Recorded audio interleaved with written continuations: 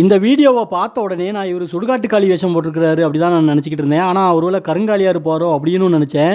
ஆனால் உண்மையிலே இவர் என்ன சாமின்னா,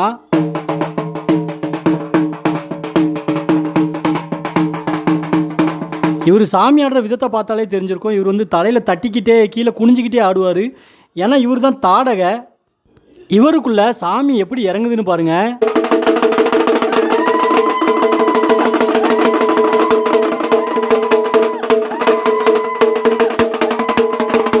இந்த தாடகை வேஷம் போடுறவங்கள சாமி ஆடும்போது ஈஸியாக கண்டுபிடிச்சிடலாம். இப்படி தான் கீழே குனிஞ்சிக்கிட்டே சாமி ஆடுவாங்க. ஆனால் வேஷம் போட்டுக்கிறப்போ அவங்க வந்து கொம்பு வைக்கலை அப்படின்னா கண்டுபிடிக்கிறது ரொம்ப ரொம்ப கஷ்டமாக இருக்கும். ஏன்னா கருங்காலி சுடுகாட்டுக்காளி வேஷம் போடுறவங்க கை வைக்காமலும், இந்த தாடகை அரக்கி வேஷம் போடுறவங்க கொம்பு வைக்காமலும் இருந்தால் எல்லாமே வந்து ஒரே மாதிரி தான் இருக்கும்.